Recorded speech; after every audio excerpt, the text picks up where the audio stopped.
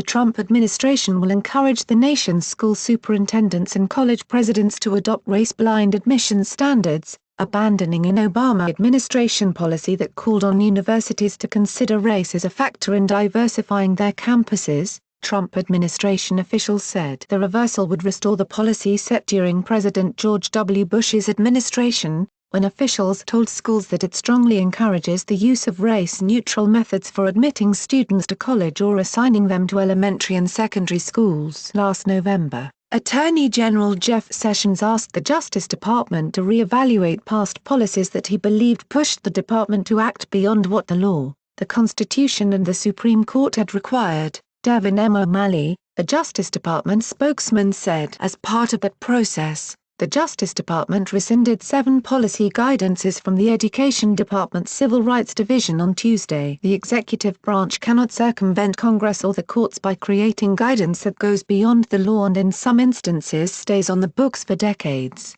said Devin M. O'Malley, a spokesman for the Justice Department. The Supreme Court has steadily narrowed the ways that schools can consider race when trying to diversify their student bodies, but it has not banned the practice. Now, affirmative action is at a crossroads. The Trump administration is moving against any use of race as a measurement of diversity in education. And the retirement of Justice Anthony M. Kennedy at the end of this month will leave the court without a swing vote on affirmative action and allow President Trump to nominate a justice opposed to a policy that for decades has tried to integrate elite educational institutions. A highly anticipated case is pitting Harvard against Asian American students who say one of the nation's most prestigious institutions has systematically excluded some Asian American applicants to maintain slots for students of other races. That case is clearly aimed at the Supreme Court. The whole issue of using race in education is being looked at with a new eye in light of the fact that it's not just white students being discriminated against, but Asians and others as well, said Roger Clegg, President and General Counsel of the Conservative Center for Equal Opportunity. As the demographics of the country change, it becomes more and more problematic. The Obama administration believed that students benefit from being surrounded by diverse classmates, so in 2011, the administration offered schools a potential roadmap to establishing affirmative action policies that could withstand legal scrutiny. In a pair of policy guidance documents, the Education and Justice Departments told elementary and secondary schools and college campuses to use the compelling interests established by the court to achieve diversity. They concluded that the Supreme Court has made clear such steps can include taking account of the race of individual students in a narrowly tailored manner. It reaffirmed its view in 2016 after a Supreme Court ruling that said that schools could consider race as one factor among many. In that case, Fisher v. University of Texas at Austin, a white woman claimed she was denied admission because of her race,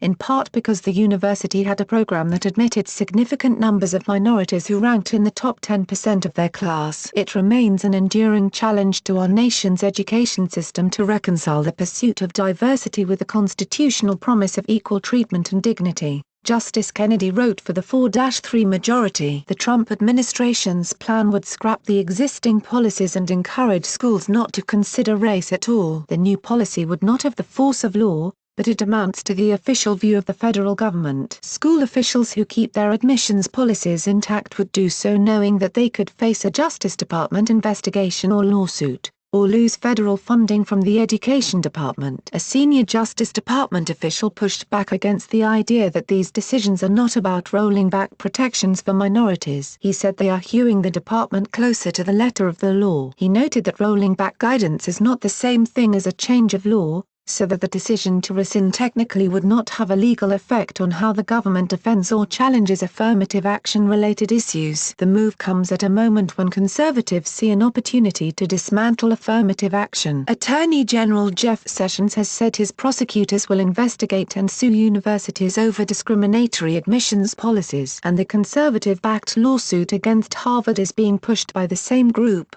the Project on Fair Representation, that pressed Fisher and Nurama Bhagava, who headed civil rights enforcement in schools for the Justice Department under President Barack Obama and co-authored the Obama-era guidance, said that the policy withdrawal was timed for brief filings in the Harvard litigation, due at the end of the month. "This is a wholly political attack," Ms. Bhagava said, "and our schools are the place where our communities come together. So our schools have to continue to promote diversity and address segregation, as the U.S. Constitution demands. It's part of a broader conservative effort to undermine affirmative action, said Samuel Bajenstoes, a University of Michigan law professor and former Justice Department civil rights lawyer. It's something Republican administrations have been doing since Reagan. On Friday, the Education Department began laying the groundwork for the guidance decision. It restored on its civil rights website the Bush-era guidance, which had been shuttered by the Obama administration, signaling a shift of the Education Department's stance on affirmative action, according to a person with knowledge of the decision. A spokeswoman for the Education Department did not respond to repeated inquiries for comment. But the policy shift comes as no surprise to civil rights advocates,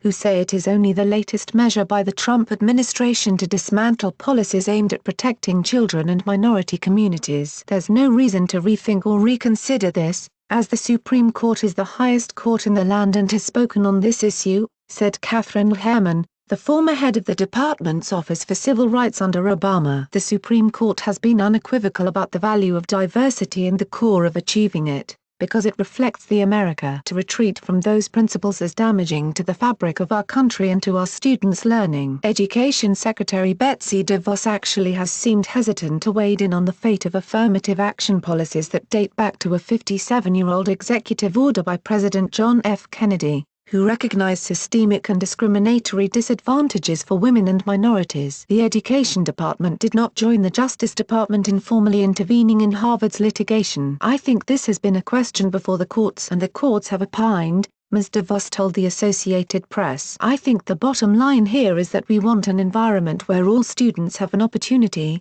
an equal opportunity to get a great education. But Ms. DeVos's new head of civil rights may disagree. Kenneth L. Marcus, who was confirmed last month in a party-line Senate vote, has been vocal in opposing affirmative action. Since his nomination, dozens of civil rights groups have raised alarms about Mr. Marcus' record. Under Mr. Marcus' leadership as founder and president of the Louis D. Brandeis Center, a human rights organization that champions Jewish causes, the organization filed an amicus brief in 2012, the first time the Supreme Court heard the Fisher v. University of Texas at Austin. In the brief, the organization argued that race-conscious admission standards are unfair to individuals, and unhealthy for society at large. The organization argued that Asian American students were particularly victimized by race quotas, that were once used to exclude Jewish people. Conservative advocacy groups see the resurrection of the Bush-era guidance by the Education Department as a promising sign. Mr. Clegg of the Center for Equal Opportunity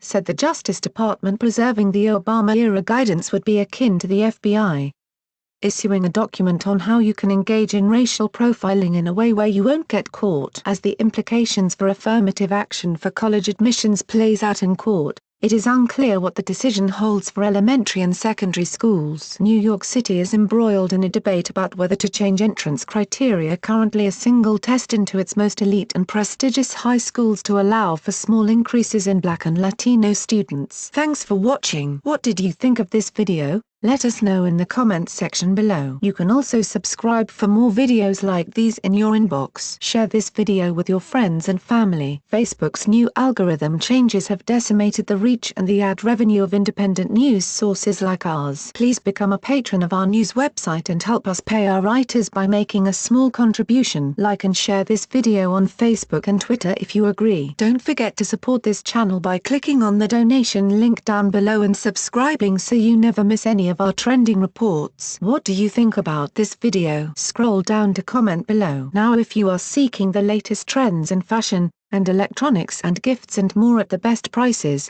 please feel free to visit www.atthesmall.com. Once again, that is www.atthesmall.com. If you are seeking the best in facial and clear skin regimens and products for women and men, including an opportunity to earn residual income, please visit our partner at www.jdro.my/r&f.com. All links are in the description box below. We have changed to a new YouTube channel, the link is in the description box below. Please subscribe to the new channel, as this one will no longer have new videos and reports posted to it anymore.